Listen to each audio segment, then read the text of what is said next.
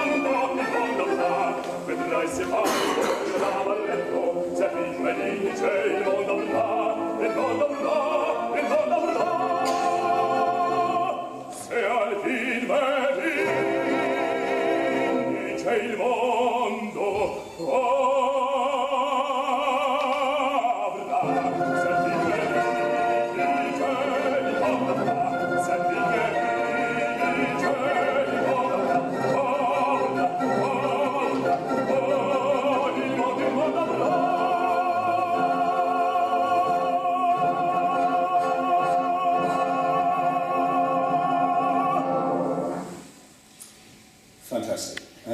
Valery, congratulations on having got the Mariinsky to this point. And I think the Mariinsky 2 is going to, I think I'm right in saying it's going to be the world's biggest opera and ballet complex. What have you got planned for the opening, which I think is happening in May next year?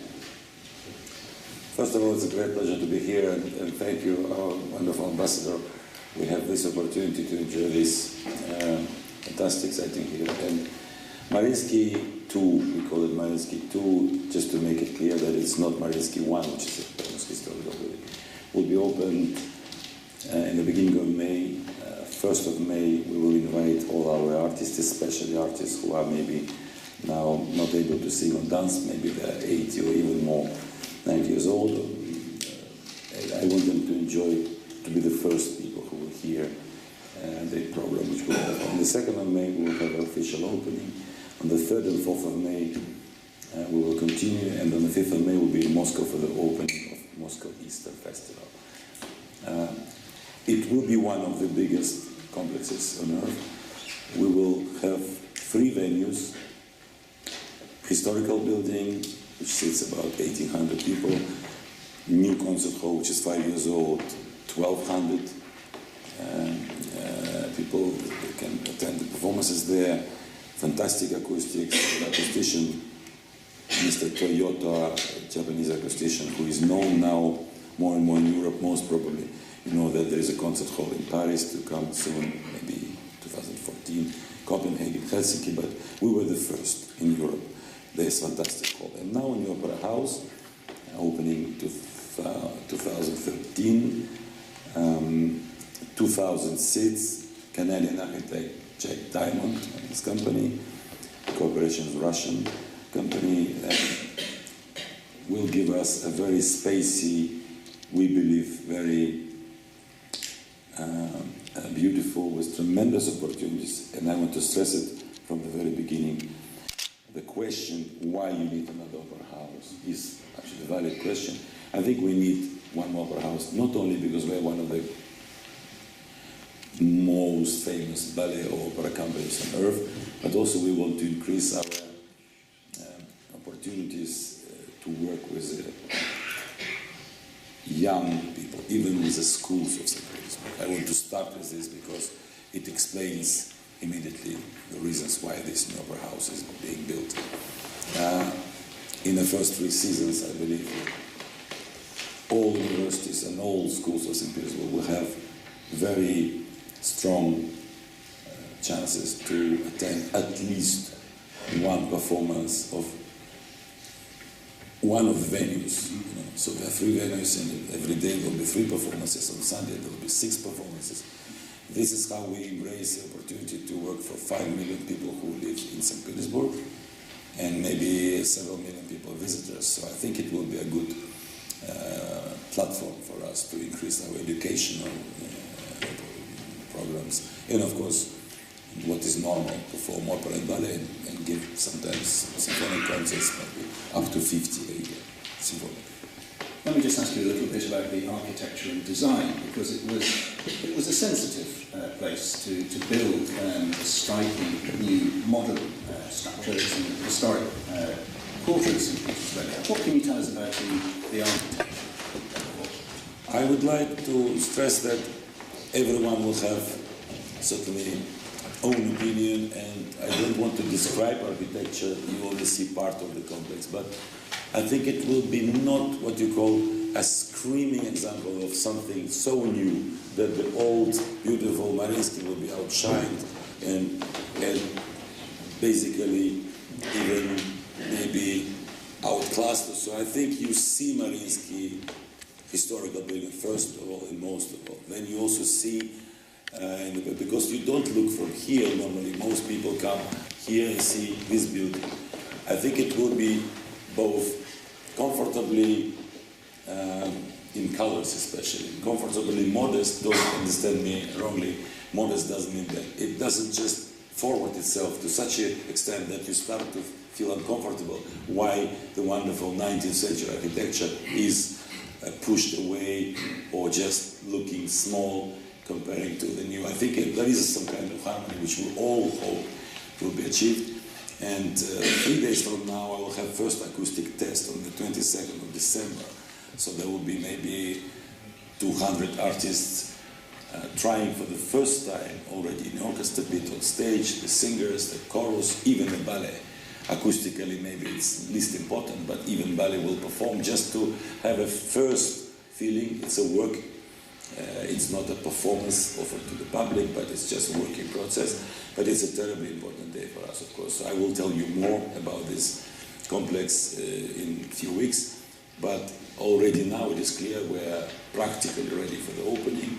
And acoustic was something we took very seriously, and there was a lot of energy and time spent, and a lot of consideration was given to make acoustics Very, very important element, as we did with the new concert hall 5 years ago, where the results are sensational. Simply sensational. All my recordings with Mariinsky, at least, are made in this hall, and I'm very, very happy and very proud of what we achieved with the concert hall.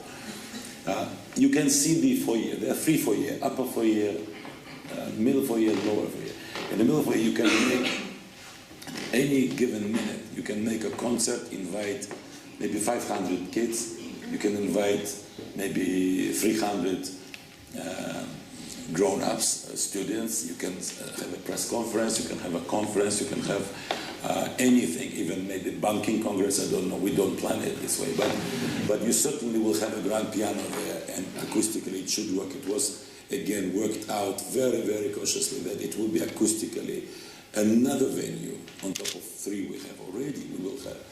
So, and this is what I call the educational program, where incredible opportunities will be there for us, and we have many singers, many musicians. Most importantly, we have a glorious tradition not to lose, as you know, starting from, to say the least, Glinka, and continue with at least 25, 30 great names of Russian composers.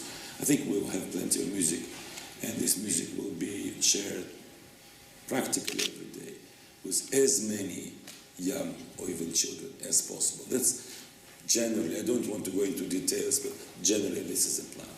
Can you tell us a little bit about the facilities you've got there? Because it's not just the main auditorium, is it? You've got a whole plethora of things. You can use the new building. Yes. Again, I don't want to sound comic, but you can make maybe 6 or 7 performances at once in this new room. For example, rehearsal room, chorus rehearsal room. Yes, it sits maybe 150 people. Fantastic acoustic. We already gave a concert, and our friends from BP remember during the White Nights Festival, we just gave a concert. We had baritone singing, we had Ildara Belaga, who you just heard, by the way, fantastic singer. The reason for me to document Attila is not that in Europe, especially in Italy, they don't know how to do Attila, but it's a Russian bass, who is today maybe the best Attila performer in the world for this role. I repeat, maybe. But you have the voice. You have the voice. It's difficult to compete with this kind of quality. And that's why we film sometimes Italian and German or French operas. But of course, we talk about it a little bit later, but core repertoire for us is Russian repertoire, and I understand this very well. If you talk about, this is for you a little concert hall. You see, you can sit 100 people there. You can also extend and put chairs here, and the piano can move even to the corner. It depends on what we will plan and what we want to do, but if I will tell you that we come to St. Petersburg University, Moscow University regularly, and we offer them concerts, you can imagine also they come to us. Now we have more space. We cannot interrupt a process in the Mariinsky 1 if there is a production assignment. We just cannot do anything in the auditorium. Our technical complex is limited in the historical building. It's a 19th century. Now we will have huge space, and like Royal Opera House, I remember very well, my last performance before reconstruction was 97, Lohengrin. I remember very well Old Opera House, and I loved it. But then in 2000 already we came to perform War and Peace and Simon Kotko, I think it was 2000, and it was hugely expanded space, hugely expanded. I think we'll keep our old house, and we just have hugely expanded space just in front of you. This is totally second opera house. That's maybe a little difference to the Royal Opera House scenario. But you see it yourself.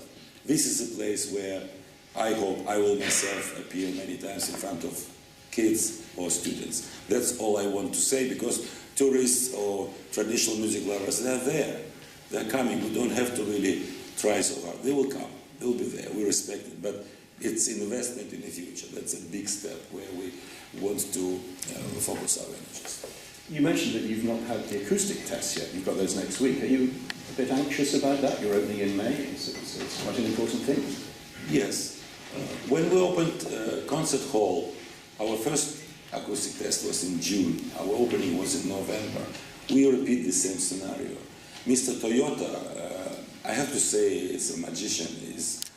I don't want to make very pathetic comments here, but in a way, a Stradivarius of our time. He built maybe 10 halls, acoustically engineered, and maybe 5 out of 10 belong to 5 best modern halls of our time. Sapporo, for example, in Japan, fantastic. Kawasaki in Japan. Yes, St. Petersburg as well. And let's hope what Paris will get will be good enough. And then let's hope London will get something. I'm sorry. But acoustic is important. Yeah. And you've still got room for adjustment between now and May. Can be. I would say professionals know how to do it. I will be supporting anything they would desire. I would support within my, let's say, power, because acoustic is a huge priority. What was your experience with the concert hall in 2006? Because you had the same process, you had a few months to adjust it. Did you have to make very many adjustments? Well, look, Toyota is a professional. I just called him a Stradivarius or Guarnieri, whatever you prefer. But he knew how to do it. And I'm only proud of the fact that I supported acoustician to such an extent that even architects felt uncomfortable. But I knew what I was doing, so I'm, again, not proposing that everyone starts to do it, because architect is basically, traditionally, the leading person. And then comes the sound as one of other priorities. In our case, we just wanted to create an instrument. Instrument, not, first of all, monument of architecture, no, instrument. So we succeeded. But if we focus on this one, this is inside. You see, it is not a replica of historical Mariinsky, because also I don't believe, and maybe architect wouldn't mind to do something on its own, because you don't want a replica of historical building. If you build something in Milano, or if you build something in Paris, most probably it will be not a replica of Palais Garnier or La Scala, it will be something else. You always hope for the best result, but it is not a copy what makes a statement. It's original what makes a statement. Talking about Michelangelo or Raphael, in the same way we see architecture. And it's spacey, 2,000, very comfortable seats. Of course, computer generated. I mean, everyone will feel comfortable. No one will sit, I'm sorry, like this. And that's also important for the comfort of the public, of course. I'm sure that in 2-3 months after the opening, we'll have a lot of comments, and we very, very much hope for optimistic scenario. Well, let's talk about the opening, because I assume you can do bigger and more complex productions in Mariinsky 2 than you could in the 19th century Mariinsky 1. What have you got planned for the opening? Well, of course, I was tempted to start with a big statement, something like world premiere of a totally new composition commissioned by us, written for us. But there are too many elements coming together if you do it this way. One of them is a risk of grand opening going technically, just technically, something in your own. Plus, unpredictability of totally new production of opera which was never written yet, and so on and so on. So I hope you understand that we will start with a grand event, gala. We have too many famous singers or dancers. Also, orchestra and chorus will do very, very impressive work with any repertoire you can take. I think we will start with gala, and then we will, of course, have on stage great artists, Anna Netrebko or Olga Borodina or Vladimir Galuzin or Diana Vishneva. If our own list will look not impressive enough, which I doubt, I think we will, of course, have Placido Domingo, who is a great friend, and by the way, for 20 years a president of International Friends. I think it is important for us to remember tremendous support we got from the West in the difficult years. You started with this. Yes, and Great Britain was one of the first countries, and also one of the first, let's say, societies. You always talk about community. You have a great community for not only supporting, loving arts, but also being very generous and very friendly, very cultured. And our first successes here go back to 1992, first Royal Gala. It was in Royal Opera House, and then every year Kitej or Yolanta. That was the very beginning, and of course BBC, and I see Dennis Marks and Peter Mayer here in 1990 famously transmitted live from the Soviet Union, from Leningrad, from Kirov, not Mariinsky Theater, Tarkovsky's Boris Godunov, which we still play, we still keep it. And although we created new one with Graham Vick, your own Graham Vick, but we keep Tarkovsky, and the public loves it. And then comes War and Peace in 1991.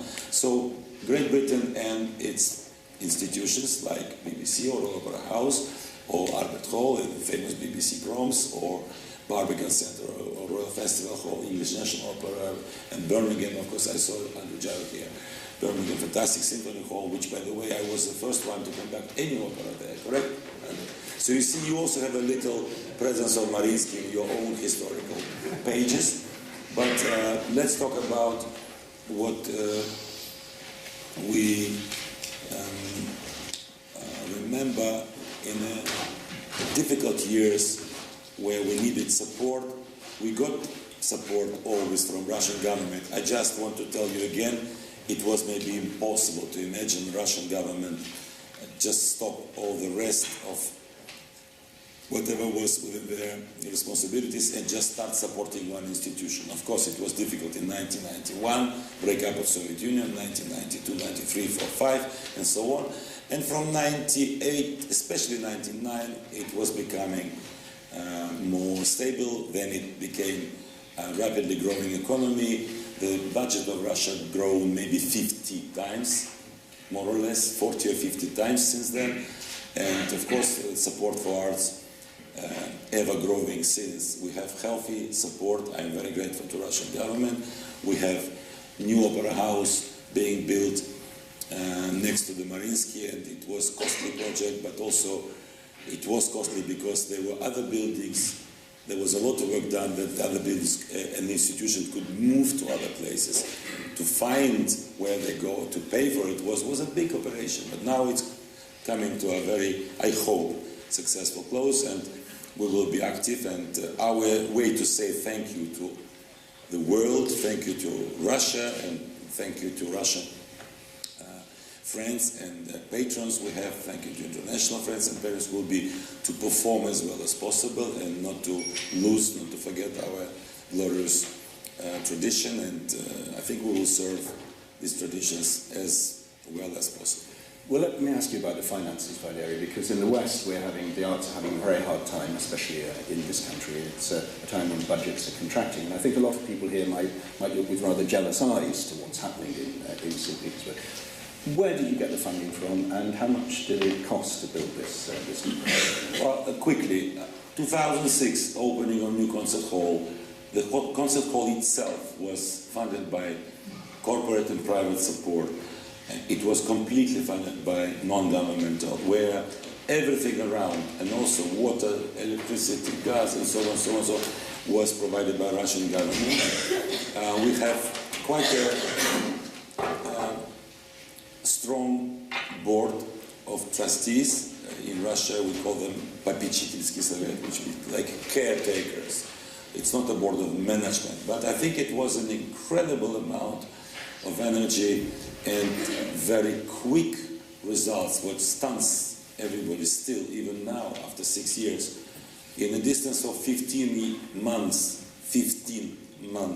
from the moment we decided to start raising money to the grand opening. And believe me, it's not a small hall. 1,200 is maybe not an incredible figure, but the hall itself is big enough. That's why acoustic is so good, because it's very, very high, very spacey. And it was to restore historical building, which was destroyed in the fire in 2005-06, we did it. Now it's totally funded by Russian government. I can't tell you precisely the figure. It would be over 400 million pounds. Yeah. Around about 404. You see, the pound was changing. You remember pound was 2 against dollar, then it was 1.4. And the same story of Russian ruble. I'm not maybe so easily swimming in these changes, but I will tell you it would be more than 400 million. So we're talking about 22 billion ruble, so you can work it out on the exchange. A massive sum, so well done with the fundraising. That's fantastic. Well, throughout 9 years, it's a massive sum, but it took 9 years. It was getting more and more expensive, unfortunately. But now we are focused on final result. Then we will also talk about how expensive it was, but right now we have to open. And is it going to be much more expensive to run? Are you going to have to double the personnel? Are you going to have 2 orchestras, 2 ballet troupes? Again, very quickly. Or there will be 3 orchestras. One of them naturally will play more ballet. Another one will play more operas. Well, if you rehearse Tristan and Isolde, or Parsifal or War and Peace, you want to keep a rehearsed group with you for this title. If you rehearse 3 orchestras, in each case separately, for 3 performances of Tristan, you get into trouble. So, but professionals understand what I mean. It will be easy, and you should trust also my instincts to distribute the repertoire between these nearly 300 musicians. It will be relatively easy if you have experience of 25 years conducting and running institution. But more importantly, we will have to give as much support as possible to technicians, that they master new opera building, even Metropolitan Opera, even Opera Bastille, even Covent Garden experienced some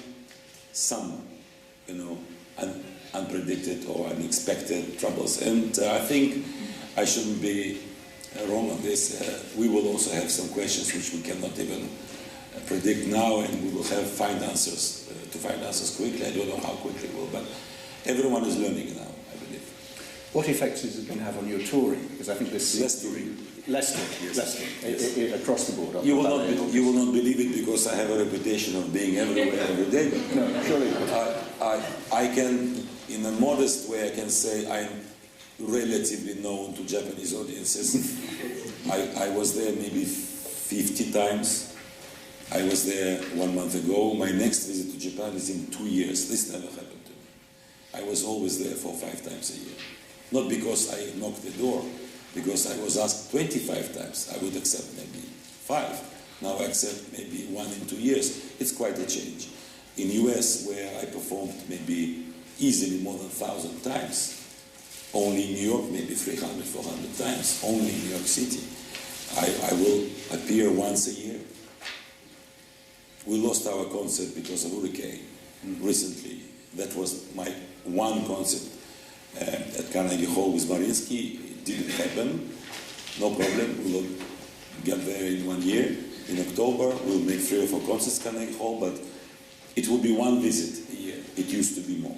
So I hope I'm clear, and the same way I can talk about Italy or Germany or even UK. Mariinsky is not such a over presence in UK now.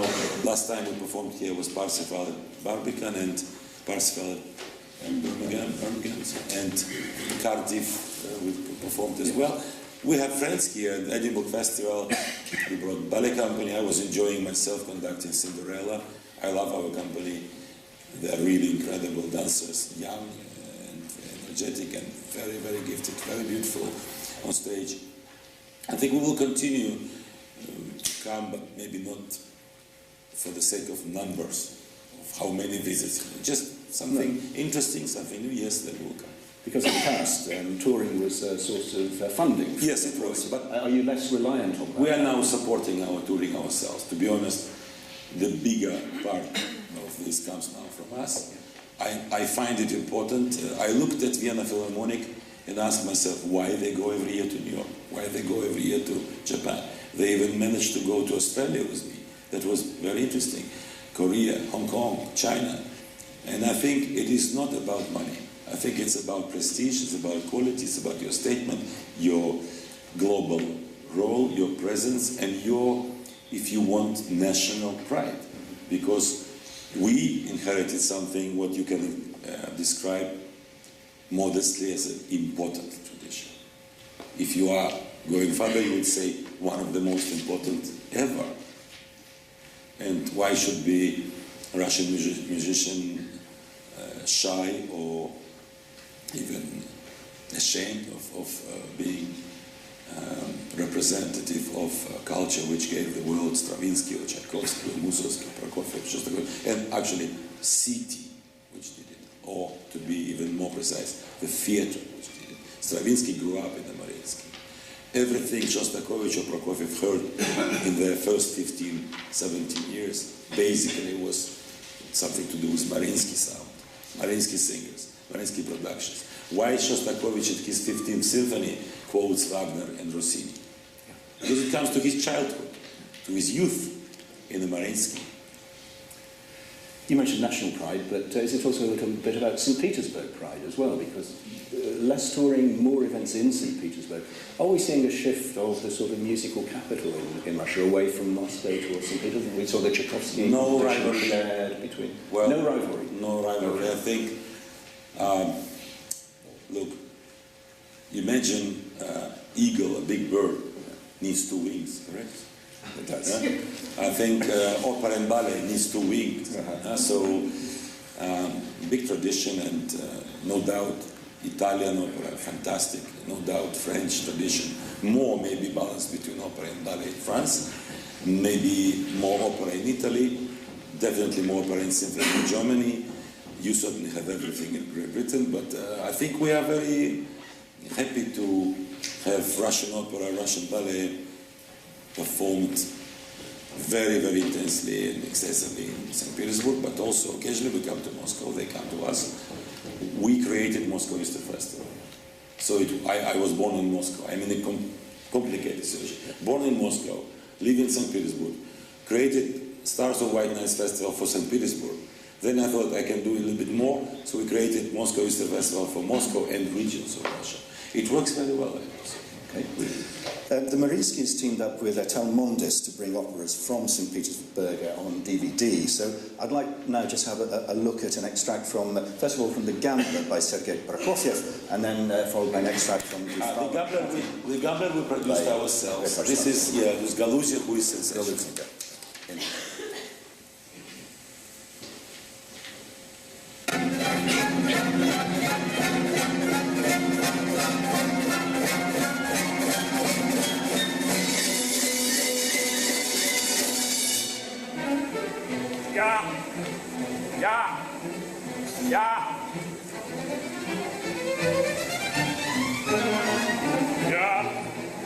Я выиграл. Я очень много выиграл. Вот это 60 погибель одного стала. Вот еще 60, другой закрылся. Печален вид трехлетний после нашествия татарской породы.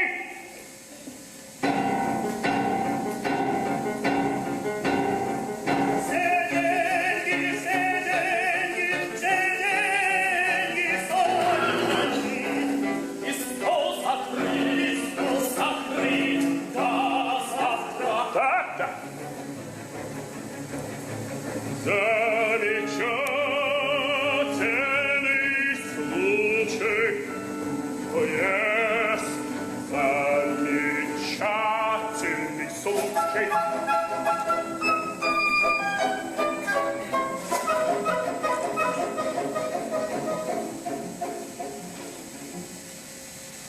А дверь я не запер.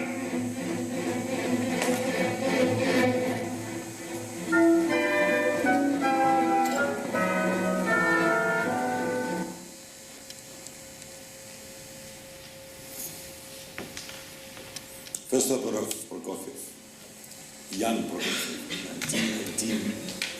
This is Die Frau beschreibt.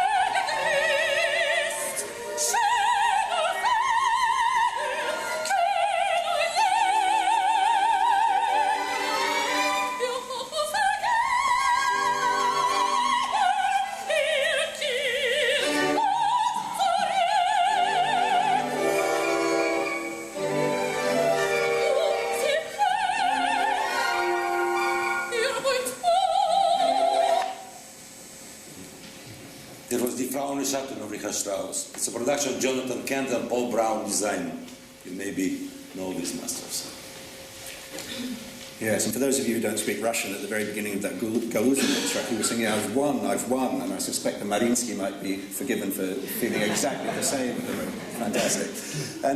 Valery, you're pioneering the development of ballet performances filmed in 3D, and I think we're going to get the Nutcracker in this country at the end of December. Can you tell us a bit more about that and some of the other projects that you're developing? Well, here we talk about totally different matter, how new technology affects and helps, dynamizes the golden traditions which are kept, of course, in many, many opera houses or ballet companies, opera companies.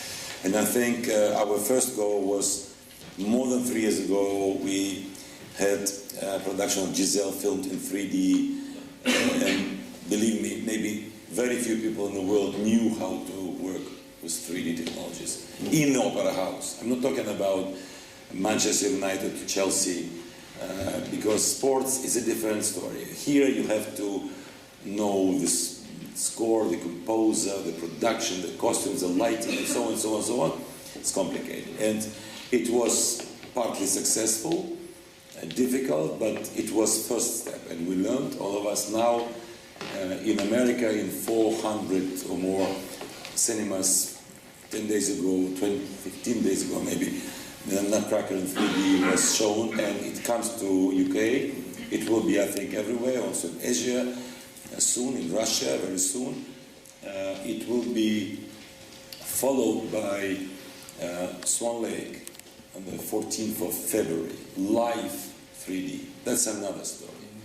Live poses immediately more risks, more challenges, but we are preparing ourselves. Every time we become more and more experienced, and we will prepare it very, very thoroughly. And also, you have to know our new generation of dancers or singers. You just heard Galuzin, and before you heard Ildara Blazakov, and now you heard Mlada Hudolei in Die Kaiserin, singing this very, very difficult part in the great opera of Richard Strauss. We produced ourselves, Attila and the Gambler. We cooperated with Euro Arts on Die Frau ohne Schatten. We cooperated with Telmondis, a French company, on Boris Godunov, Ovanshina, and we cooperate with Telmondis and filming all symphonies of Shostakovich in Paris. We already filmed all symphonies of Prokofiev, all piano concertos and violin concertos in the Easter Festival in Moscow with company Euro Arts again. So you see not only numbers, but the responsibility we have for the repertoire. All Prokofiev, all Shostakovich symphonies. I think it's timely. There is no modern or even historical filming of all Shostakovich symphonies on TV, I believe. And certainly not on high definition and with all the qualities today you can find in the world. The same Prokofiev concerti and violin concerti, piano concerti, and his symphonies, which is, I think, very interesting, by the way. I spent 25 years, 30 years conducting, learning, trying to understand who is Shostakovich, who is Prokofiev. I think today maybe it's easier for me to give you some answers. Maybe easier after hundreds and hundreds of performances. And this Swan Lake will be on the 14th of February, filmed by a big group of professionals, which includes Cameron Pace Company from US.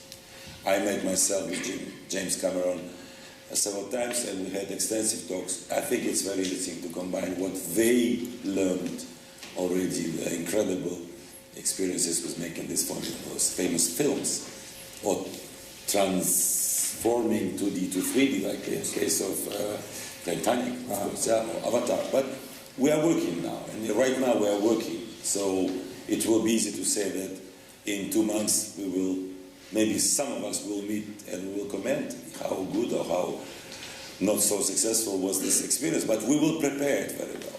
And it's already underway. The preparations are very strong.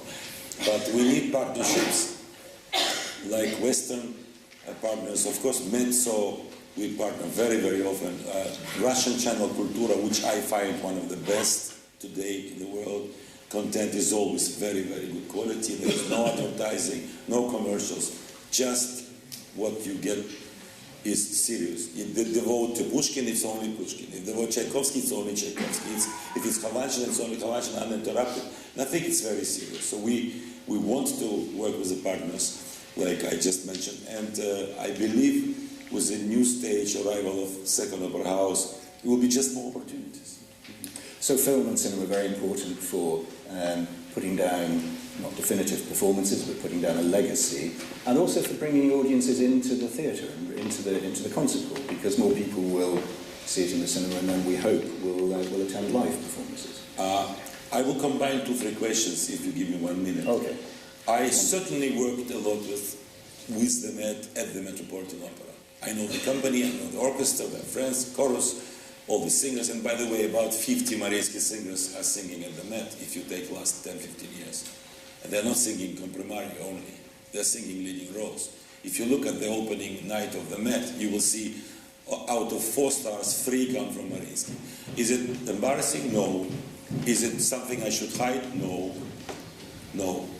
The Met is very powerful, but partly also because they can find a way to ask leading voices or leading dancers or leading conductors or leading directors to be there with them. And in the last 20 years, one can say modestly there is a new chapter in the history of the Met. There are just so many Mariinsky singers, simply, all the time. But they shouldn't film only at the Met. You understand me very well if I'm saying this. So I have to facilitate, or we have to facilitate, like Attila for Abdrazakov or Iolanta for Anna Netrebko, which I hope we will see now, something very, very special. And we do it, we produce ourselves, but mainly my position is to co-produce with the rest of partners. That's the decision I came to after many, many years of thinking, learning, and comes back to your previous question, or even previous to previous question, funding. Of course, today we are not surrounded by just floods of money coming from everywhere. Absolutely not. But our ticket sales are close to 100%. Even when we do Britain operas, I'm again in no apologetic mood to tell you we already staged Return of the Screw, which you imported to English National Opera from us. We staged Midsummer's Night's Dream very, very well, which you didn't import, and even BBC maybe didn't film it, but it's a year which we call also Verdi Wagner, and then comes Britain, your own Benjamin Britten. We are in a position to celebrate Britten. His music, his war requiem, but yes, his operas as well. And I have tremendous pleasure conducting his music. I'm principal conductor of London Symphony Orchestra. I have to conduct music I love, and it happens that I love these operas I conducted with Benjamin Britten. And there will be others, Billy Butt or Peter Grimes, to follow in the new opera house, of course, where maybe you can think of powerful production of Peter Grimes, huge chorus, and technically very, very, let's say, patent. But it will be easy to say today that Mariinsky will fund big project, not because it has to be commercially successful, but because we are now successful commercially as well, so we can fund prestigious project for the legacy, for what you described, you know, maybe posterity and so on. I don't want to hear from Galuzin in 20 years, Maestro, why didn't you film me when I was in my best shape? I don't want to hear this. I want to film him. I want to film Anna Netrebko, and she's also gorgeously beautiful singer. It's not just voice. You know, we filmed Anna, and we did it well. Iolanta is a fantastic role for her. Perfect, ideal. We produced it ourselves. Then we offered our partners to come and join us. It's exactly opposite to what was happening before, but there is a small change in the world. And this change means that somewhat soon in China they will do the same. They do it already. And we should not be scared of it, all of us. We should enjoy just hearing more and more from wonderful new Chinese talent. I happen to go to China every year, spend well, 1 week maybe, I opened the annual opera house with Mariinsky. It was a big occasion, very big occasion. 2007, believe it or not, 25th of December. Was not meant to be for Western guests maybe, because everyone was celebrating Christmas in Europe. They were opening opera house in Beijing. We were there. So learning now brings to the point that funding is not something what you have to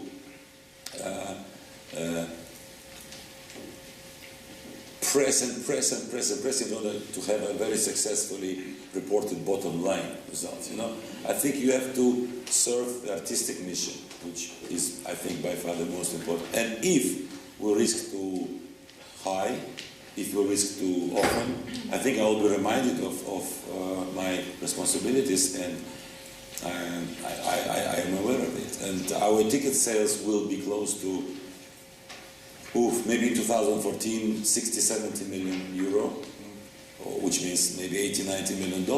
It's not a small sum of money. I believe that the Met is very successful with filming, and this HD broadcasts very successful. So when you go out and you want New Zealand to join your performance, or Argentina, or Finland, or you go on in South Africa, and so then you create something like this series. So we do create more or less similar, but we have ballet, which the Met doesn't. Before we finish, Valeria, I just want to ask you about the Mariinsky Live CD label, your own label, and about the latest releases you've got planned for that. But we're going to hear a couple of extracts first, and then I'll ask you about that. It's from the debauchery, as you can see.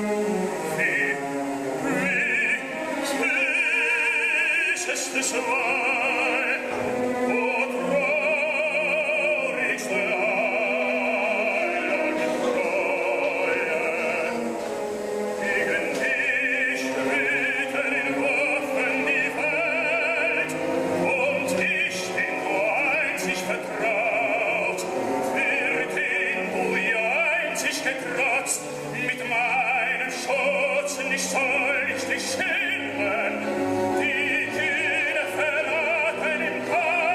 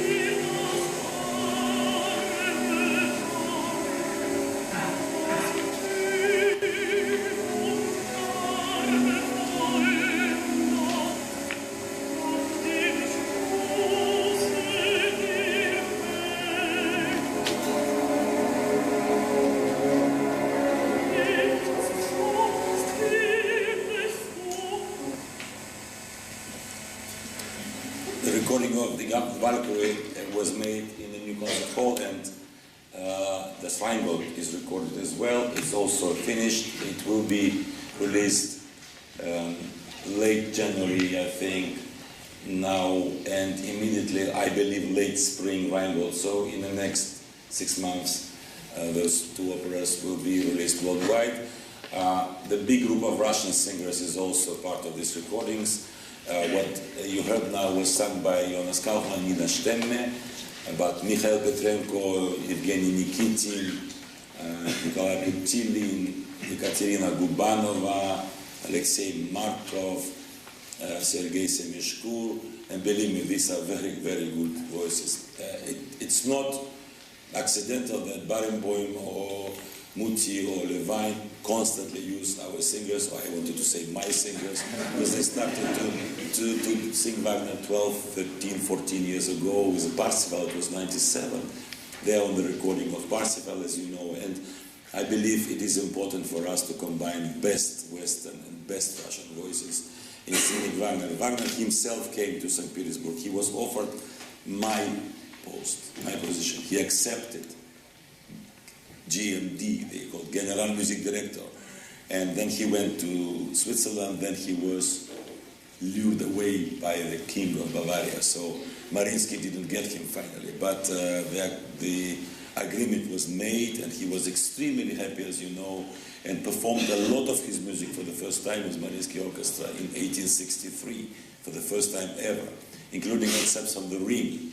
So for those people who think, why Ring, why in Russia, I just wanted to give you this little piece of information.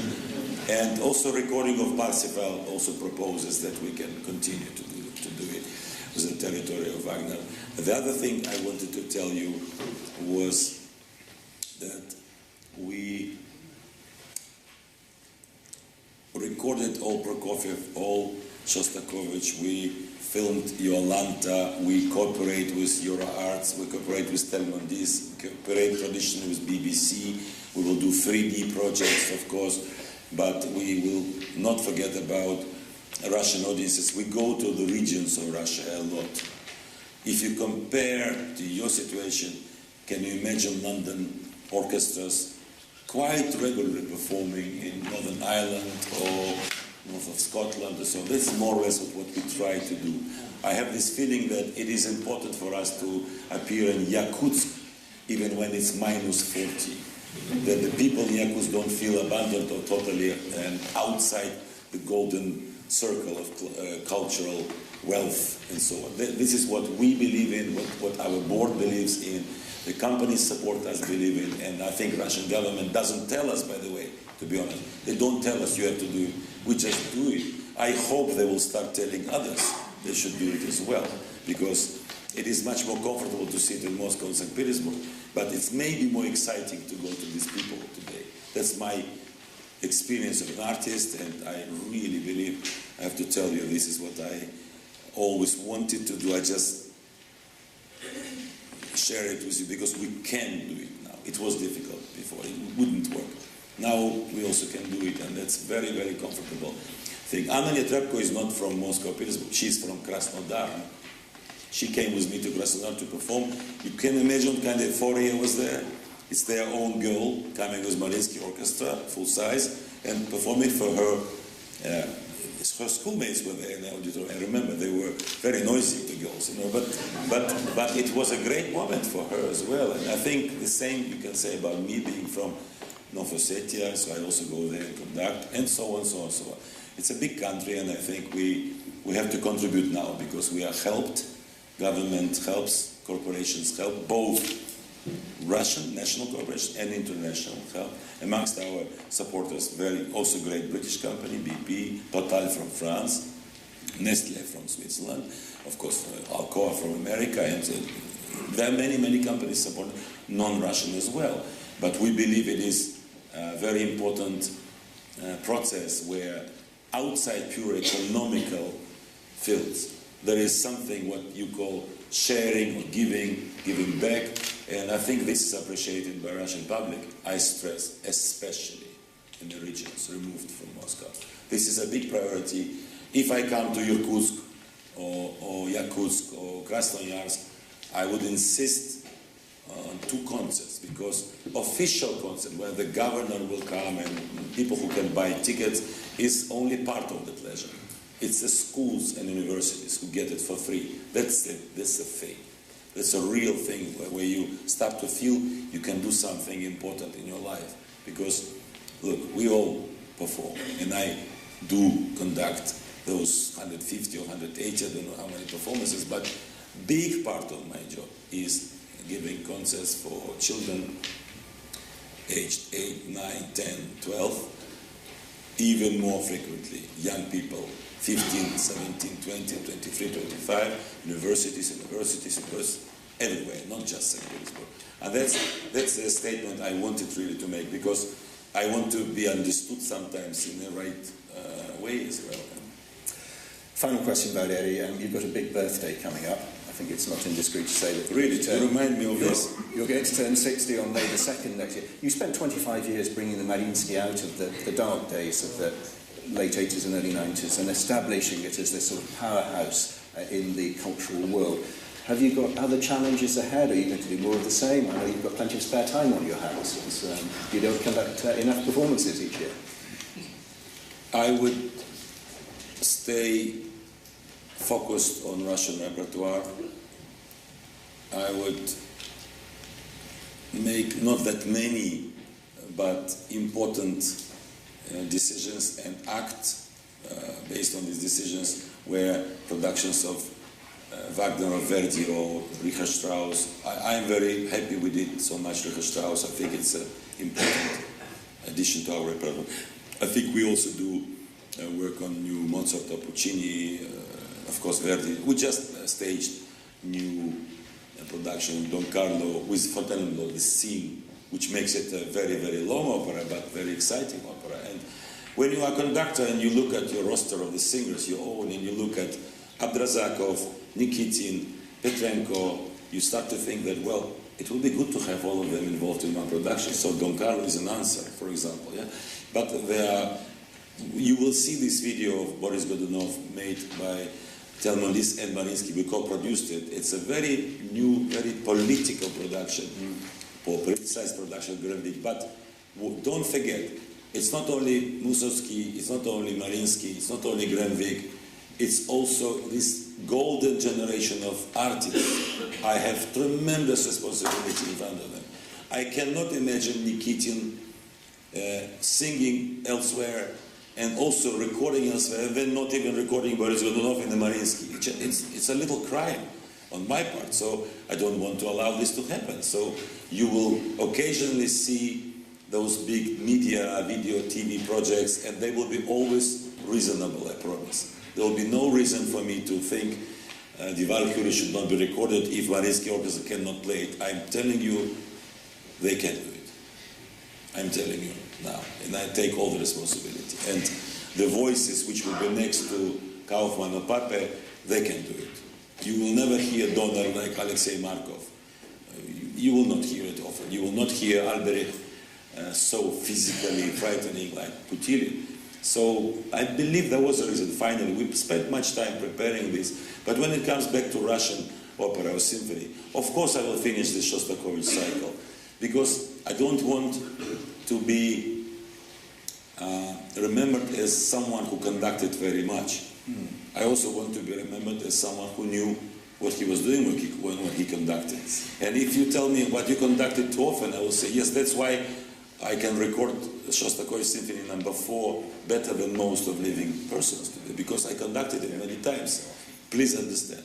And I will make these small statements on Shostakovich or Prokofiev or Stravinsky.